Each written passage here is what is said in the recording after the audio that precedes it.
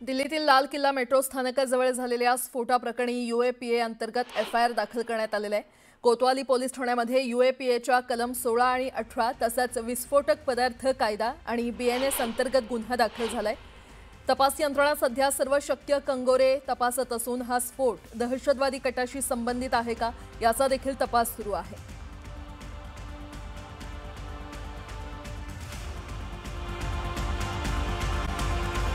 तर दिल्ली स्फोटानंतर आज केंद्रीय गृह मंत्रालयाची महत्त्वाची बैठक आयोजित करण्यात आलेली आहे। सकाळी 9:30 वाजता अमित शहांच्या अध्यक्षतेखाली ही महत्त्वाची बैठक होणार आहे। या बैठकीत सुरक्षा दलाचे प्रमुख सहभागी होणार आहेत।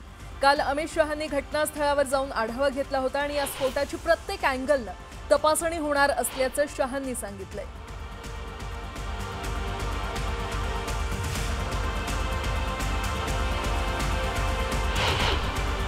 ब्लास्ट के कारण कार और कार के आसपास 3-4 व्हीकल और खड़े हुए लोग, ऑटो में बैठे हुए लोग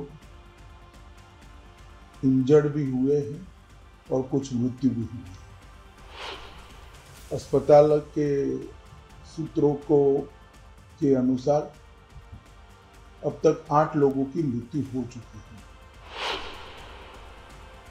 हम सभी एंगल को खुला रखते हुए इसकी गहन जांच शुरू कर दी है।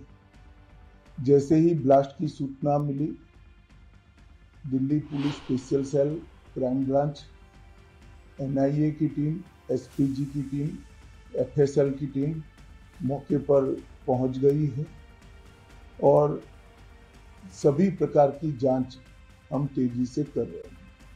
दिल्ली स्फोटाने सगळा देश हादरलेला आहे। त्यात वापरल्या गेलेल्या ह्युंदाय i20 कारचं पुलवामा कनेक्शन समोर आल्याने खळबळ माजली आहे। या कारचं रजिस्ट्रेशन नंबर HR26CF 7674 हा हरियाणाचा आहे। या कारची अनेकदा खरेदी विक्री झाल्याचं समोर आलेलं आहे। गुरुग्राममधील मोहम्मद सलमानच्या नावावर असलेली कार त्यानं ओखलामध्ये विक्री केली।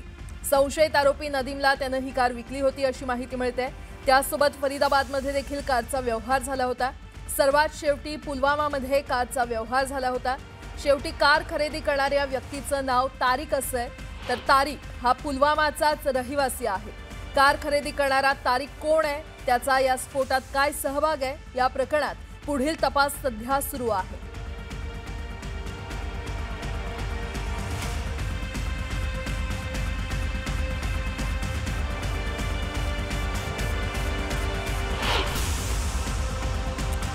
दिल्ली स्फोटामध्ये वापरलेल्या कारचा नवा फोटो आता समोर आलेला आहे। न्यूज 18 लोकमतवर कारचा एक्सक्लुझिव्ह फोटो तुम्ही पाहू शकताय। पार्किंगमध्ये जात असताना ही कार सीसीटीव्ही मध्ये कैद झाली आहे। कार ड्रायव्हर सीसीटीव्ही मध्ये कैद झालेला आहे। याच i20 कारमध्येच स्फोट झाला होता। आपण ही दृश्य पाहतोय। दिल्ली स्फोटात वापरलेल्या कारचा हा नवा फोटो समोर आलेला आहे। न्यूज 18 लोकमतवर हा एक्सक्लुझिव्ह फोटो आपण पाहतोय। पार्किंगमध्ये जात असताना ही कार सीसीटीव्ही मध्ये कैद झालेली आहे।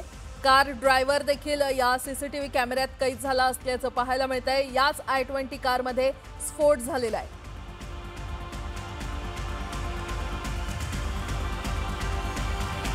आणि या संदर्भात अधिक माहिती देण्यासाठी आमचे प्रतिनिधी प्रशांत लीला रामदास थेट आपल्यासोबत दिल्लीहून जोडले गेलेले आहेत। प्रशांत, दिल्ली स्फोटामध्ये आतापर्यंतचे काय काय अपडेट समोर आलेले आहेत, कशा प्रकारे आता तपास सुरू आहे?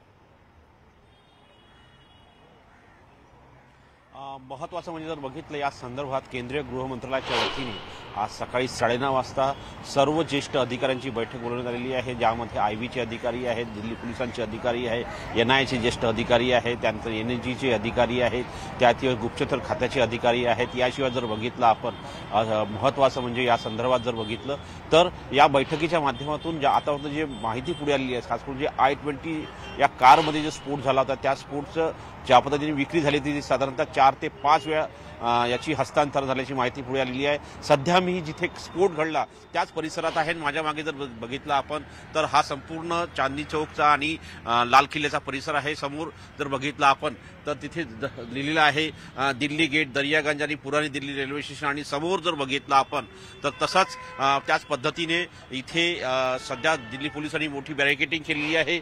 आणि या बॅरिकेडिंग केल्या आतमध्ये जर बघितलं आपण त्याच्या आतमध्ये जिथे स्फोट घडलेला होता मेट्रो स्टेशनच्या जवळ जवळ त्याच भागामध्ये सर्व अधिकारी आहेत आणि फॉरेन्सिकची टीम आहे. रात्रभर पुरावे एकत्र करण्याचा प्रयत्न सुरू आहे. हा संपूर्ण परिसर आता दिल्ली पोलिसांनी रोखून धरलेला आहे आणि महत्त्वाचं म्हणजे जर बघितलं या सगळ्या पार्श्वभूमीवरती तर आता या संदर्भात ज्या पद्धतीनं माहिती मिळते प्राथमिक म्हणजे एफआयआर देखील कोतवाली पोलीस स्टेशन जामा मस्जिदच्या पोलीस स्टेशनमध्ये दाखल झालेली आहे आणि या संदर्भात जेही जखमी आहे आणि जेही मृतक आहे त्या सगळ्यांना दिल्ली गेटच्या जवळ असलेलं रामन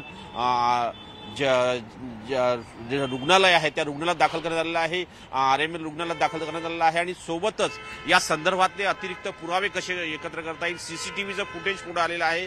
ज्या I-20 गाडीमध्ये जो ताहीर आहे त्याचा जो संबंध आलेला आहे त्याच्याशी त्या भागामध्ये कशा पद्धतीनं तो इथे प्रवेश केला होता त्यांनी कशा पद्धतीने त्याला स्फोटकं मिळाली या संदर्भातली देखील चौकशी सध्या सुरू केली जात आहे. आणि या संपूर्ण परिसरामध्ये जर बघितलं ज्या पद्धतीनं माहिती मिळते इथे घटनास्थळावरती डॉक्टर आणि पोलीस अधिकारी देखील NIचे अधिकारी देखील दाखल होताना आपल्याला पाहायला मिळतंय आणि सोबतच प्रत्येक गाडी इथे तपासून पाठवली जात असल्याची माहिती आहे. आणि ज्या पद्धतीनं या संपूर्ण परिसराची जर घटनाक्रम बघितला आपण काल रात्री ज्या पद्धतीने सायंकाळी 6:30 ते 7च्या दरम्यान हा स्फोट झाला आणि त्यावेळेस प्रचंड गर्दी असते या संपूर्ण भागामध्ये.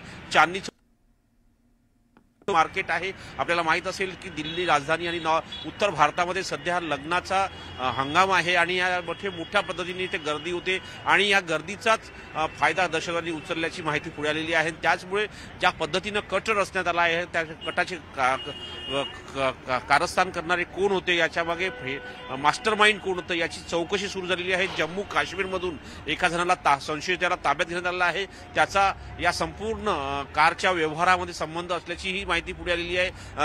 त्याच्याकडून कसून चौकशी केली जात आहे. सोबतच जेही पुरावे मिळाले आहेत त्या पुराव्यांच्या आधारावरती संपूर्ण कशा पद्धतीने हा कट रचला त्याची रचना करण्यामध्ये सध्या दिल्ली पोलिसांची क्राईम ब्रँचची टीम जी आहे ती इथे व्यस्त असल्याची माहिती पुढे आलेली आहे. दिल्ली पोलीस कमिशनरांनी देखील घटनास्थळाची पाहणी केलेली आहे. त्यानंतर केंद्रीय गृहमंत्री यांनी रुग्णालयात जाऊन जखमींची विचारपूस केली. दिल्लीच्या मुख्यमंत्री रेखा गुप्ता त्यांनी देखील जाऊन तिथे विचारपूस केलेली आहे रुग्णांची. आणि महत्त्वाचं म्हणजे जर बघितलं आता या संदर्भात जेव्हा सकाळी 9:30 वाजता बैठक होईल केंद्रीय गृहमंत्रालयाच्या वतीनं त्यानंतर निश्चितपणे काहीतरी धागेदोरे आपल्या हातात येतील की यामागे खरं कटकारस्थान करणारा मास्टर माइंड कोण होता. बरं प्रशांत, वेळोवेळी तुमच्याकडून अपडेट घेतच राहू. तुर्तास धन्यवाद या संपूर्ण माहितीसाठी.